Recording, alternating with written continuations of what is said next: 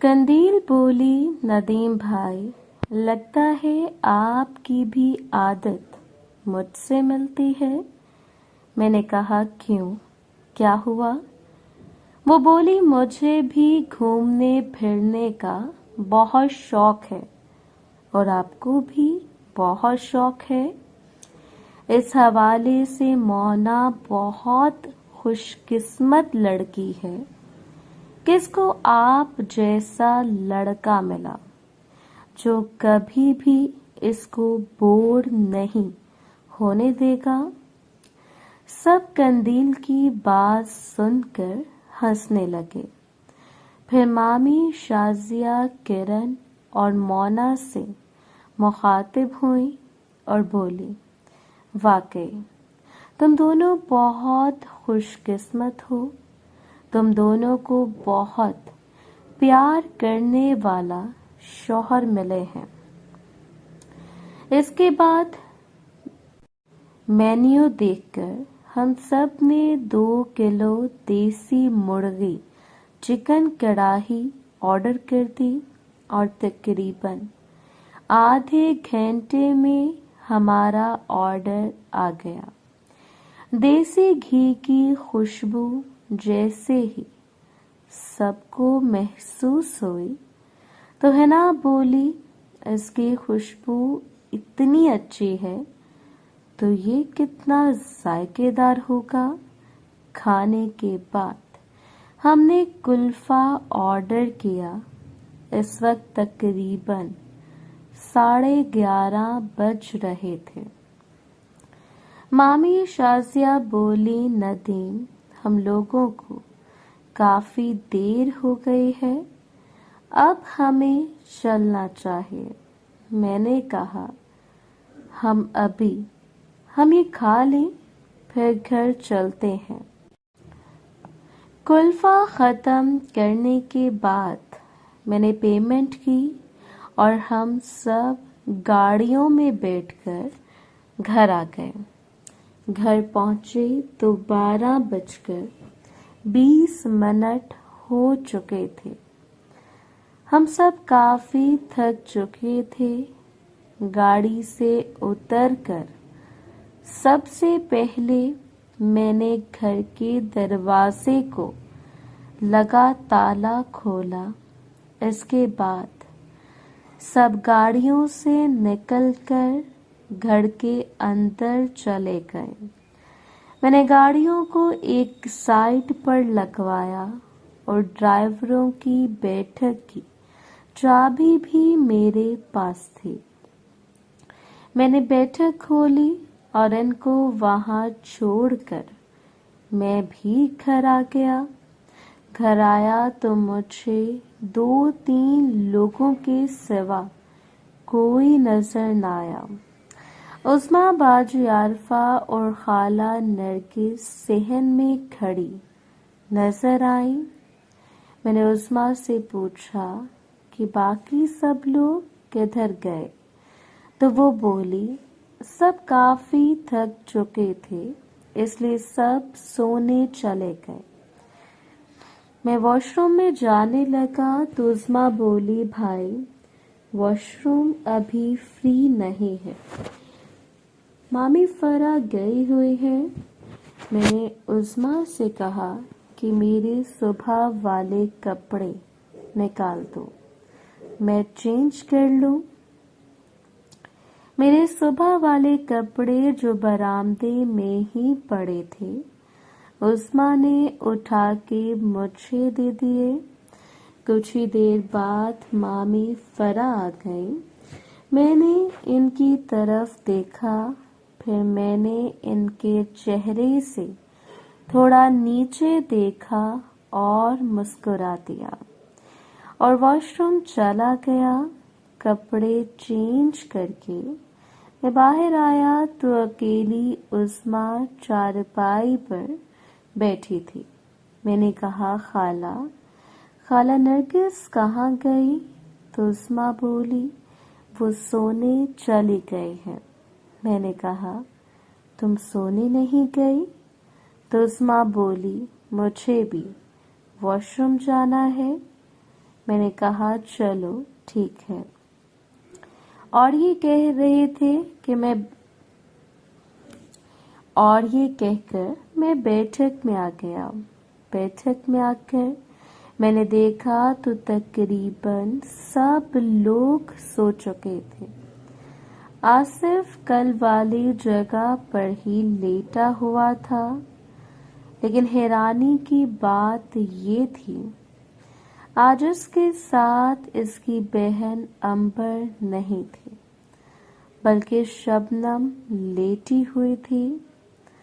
ان دونوں نے اپنے اوپر چادر لی ہوئی تھی اور ایسا لگ رہا تھا جیسے وہ سو رہے ہیں، لیکن مجھے یقین تھا کہ وہ سو نہیں رہے ہوں گے۔ میں نے شبنم کو اس کے کپڑوں سے پہچان لیا تھا، کیونکہ اس کی شرٹ چادر سے باہر نکلی تھی۔ میں بھی سائیڈ پر آ کر لیٹ گیا۔ آج میں ایسی جگہ پر لیٹا تھا جہاں سے مجھے آصف اور شبنم دونوں صاف نظر آ رہے تھے۔ کچھ دیر کے بعد عظمیٰ اندر آئی تو میں نے اسے لائٹ بند کرنے کو کہا۔ عظمیٰ لائٹ بند کر کے صوفے پر شازیہ کے ساتھ لیٹ گئی۔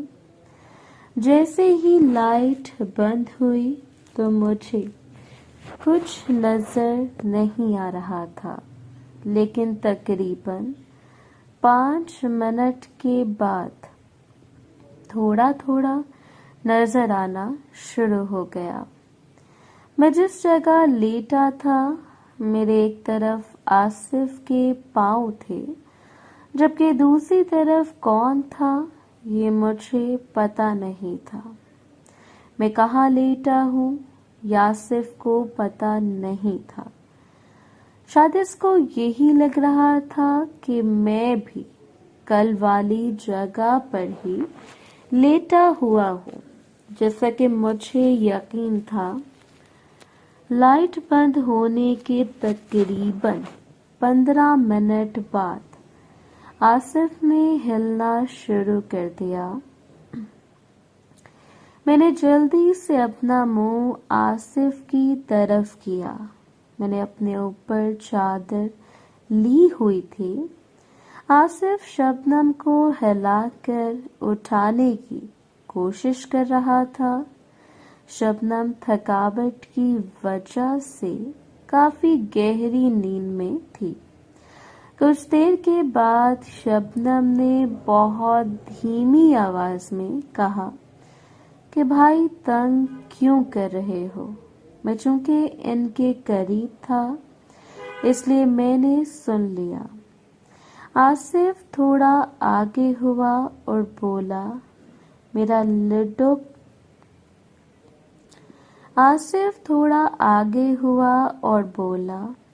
میرا لوڈو کھیلنے کو بہت دل کر رہا ہے۔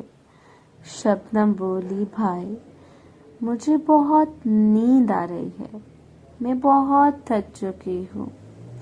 آصف بولا صرف 5 منٹ میں ہماری گیم ختم ہو جائے گی۔ شبنم بولی آپ حویلی جا کر گیم کھیل لینا، ابھی مجھے سونے دیں۔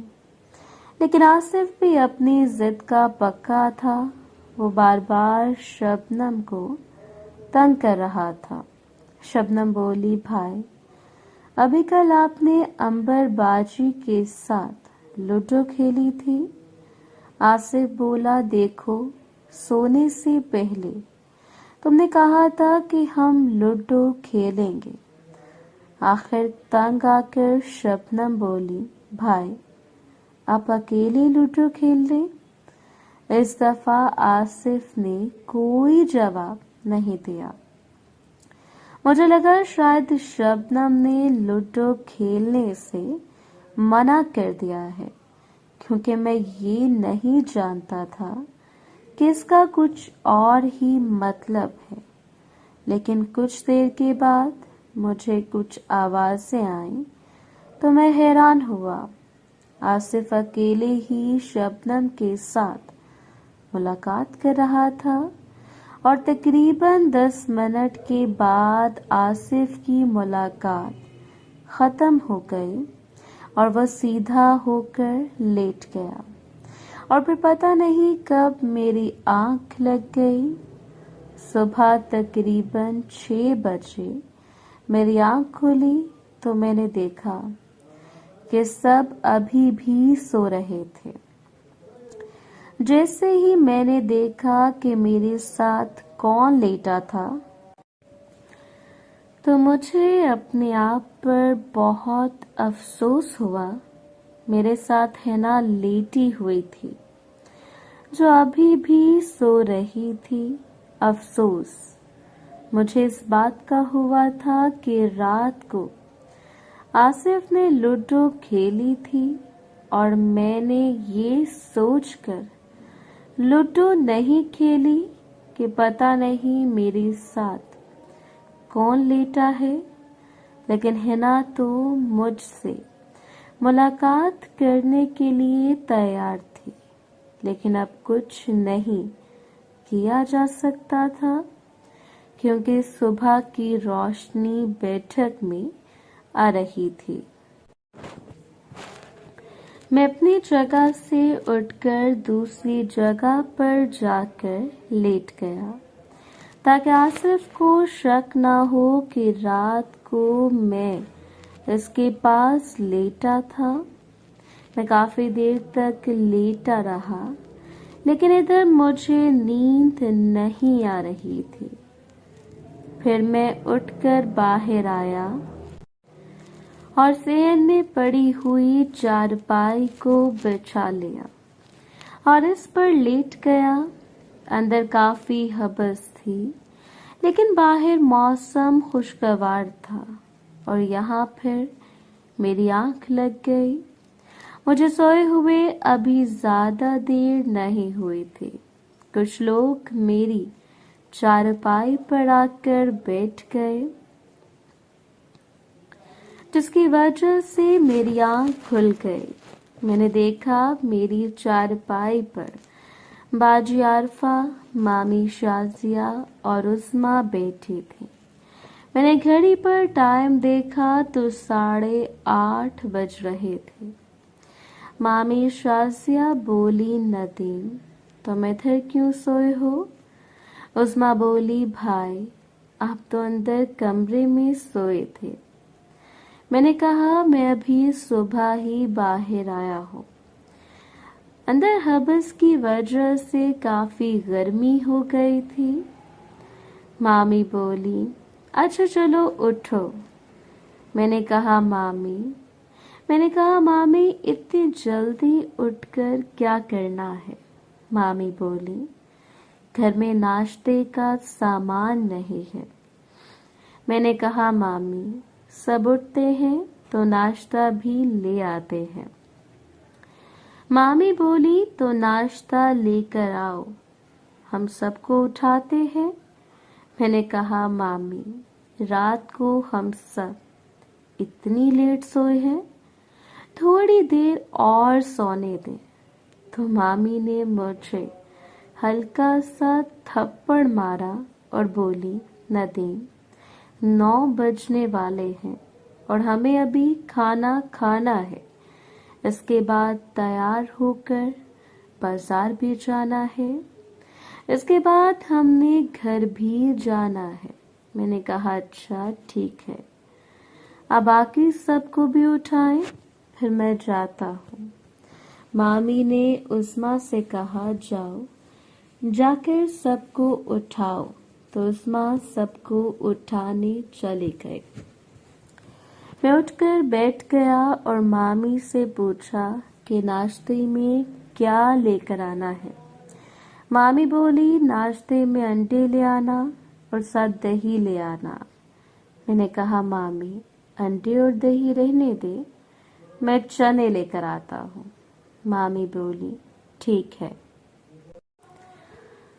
मैं भी 4 भाई से میں بھی چارپائی سے اتر کر کھڑا ہوا تھا کہ خالہ نرگس بولی ندیم نان چنے لے آنا، کیونکہ گھر میں آٹا کم ہے، سب کے لیے روٹی نہیں بنے گی۔